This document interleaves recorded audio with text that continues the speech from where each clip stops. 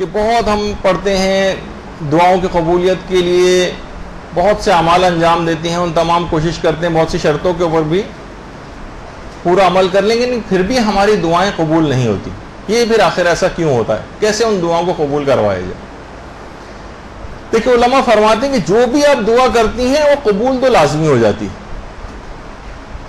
ظاہر ہے کہ اگر آپ کے حق میں وہ دنیاوی اعتبار سے اس کا اچھا نتیجہ ہو تو آپ کو اس کا نتیجہ دنیا میں نظر بھی آ جاتا ہے کہ آپ نے جو دعا کی تھی وہ قبول ہو گئی اور وہ آپ کا کام ہو گیا. لیکن اگر وہ آپ کے لیے اس دنیا میں فائدہ مند نہیں تھی وہ چیز، تو پروردگار اس کا ایک اتنا عظیم ثواب آخرت کے لیے جمع کر لیتا ہے اس دعا کا کہ جب یہ بندہ مومن آخرت میں پہنچے گا تو یہ افسوس کرے گا کہ کاش اس پچھلی دنیا کے اندر میری ایک دعا بھی قبول نہ ہوئی ہوتی تو اتنا عظیم اجر اور ثواب اس دعا کا دیا جاتا ہے. لوگ بہت پریشان ہوتے ہیں، اتنی دعائیں کر رہے ہیں، اتنی دعائیں کر رہے ہیں، کوئی دعا قبول ہی نہیں ہوتی، جھنجھلاہٹ کا شکار ہوتے ہیں، وسوسے آنے لگتے ہیں، خدا کے اوپر اعتراضات کرنا شروع کر دیتے ہیں کہ سب تو ہم نے کام کر کے دیکھ لی لیکن ہماری دیکھیے دعائیں قبول نہیں ہوتی. ان کے حق میں بہت بہتر ہوتا ہے قیامت کے دن وہ افسوس کریں گے کہ وہ دعائیں بھی کیوں قبول ہوئیں جو دنیا میں ہم کر کے آئے تھے. تو بعض اوقات یہ آپ کا تھوڑا سا دوسرا زاویہ بھی دعاؤں کے سلسلے میں دماغ میں رہنا چاہیے. البتہ یہ ضرور ہے کہ اپنے گناہوں کو بھی چیک کرتے رہیں اور وہ تمام چیزوں کو بھی دیکھتے رہیں کہ وہ کون سے گناہ ہیں جو قبولیت دعا میں رکاوٹ بنتے ہیں، جن کا اس وقت موضوع نہیں ہے ہمارا. اور بعض اوقات بہت طویل عرصے تک بھی دعا مانگنا پڑتی. آپ کی بھی انشاءاللہ وہ کلاسز لیں گے. مولانا سید شہریار رضا عابدی جو ہمارے مدرسے کے ایک قابل احترام استاد ہیں، مختلف گروپس میں کلاسز لیتے ہیں، انشاءاللہ آپ لوگوں کی بھی لیں گے. وہ خود فرماتے ہیں کہ جب میں ایران میں زیر تعلیم تھا اور آیت اللہ بہجت سے ان کے بڑے اچھے مراسم تھے، حتیٰ کہ فیملی ٹرمز تھے، گھر میں بھی آنا جانا تھا. انہوں نے بھی یہی سوال آیت اللہ بہجت سے کیا تھا کہ بعض اوقات ہم ساری شرطیں بھی پوری کر رہے ہوتے ہیں اور پھر بھی دعا قبول نہیں ہوتی. تو کہہ رہے ہیں غالباً ان کی عمر اس وقت 22-25 سال تھی. تو آقا بہجت نے کہا کہ ایسا کب ہوا ہے کہ تم نے 40 سال تک دعا کی ہو اور پھر بھی تمہاری دعا قبول نہ ہوئی؟ کہہ رہے ہیں میری تو عمر خود ہی اس وقت اتنی کم تھی.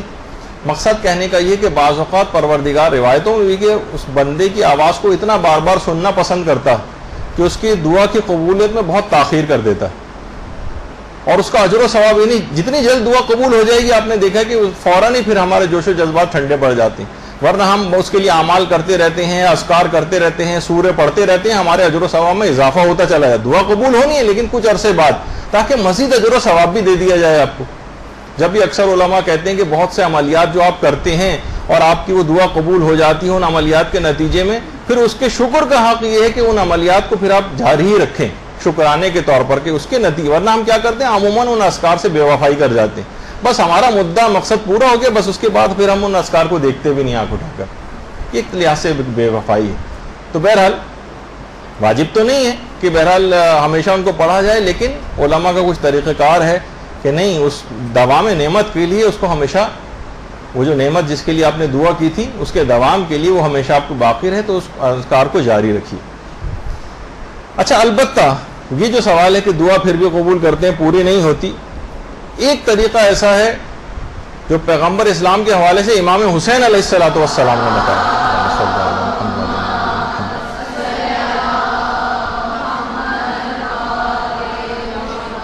اور 1 ہفتے تک فقط وہ کرنا ہے، اور اس کو علماء نے لکھا ہے کہ دستور العمل حسین ابن علی. اور کچھ دن جو ہیں ہفتے کے جو 7 دن ہیں اس کے اندر 10 تسبیحیں ان اذکار کی پڑھنا، لازمی وہ دعا ضرور قبول ہو جائے گی. ہفتے کے دن یا حیو یا قیوم، اتوار کے دن ایاک نعبد و ایاک نستعین، پیر کے دن سبحان اللہ والحمد للہ، منگل کے دن یا اللہ یا رحمانو، بدھ کے دن حسبی اللہ و نعم الوکیل، جمعرات کے دن یا غفور و یا رحیم، اور جمعے کے دن یا ذل جلال والاکرام. 1000 دفعہ یہ ذکر پڑھا جائے گا، یعنی 10 تسبیحیں، اور 1 ہفتے کے اندر انشاءاللہ وہ دعا جو ہے وہ قبول ہو جائے گی. یہ دستور العمل امام حسین علیہ السلام نے پیغمبر اسلام کے حوالے سے تعلیم کیا.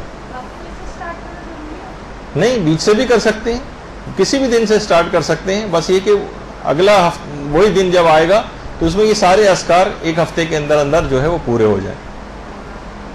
اور تو بہرحال بیچ میں ضمنی طور پر یہ چیز بھی آگے کہ کچھ اور باتوں کا بھی خیال رکھنا ہوتا ہے, اور نہیں بھی اگر ہو تو ہمارے لیے اجر و ثواب کی صورت میں تو وہ چیز رکھی لی جاتی.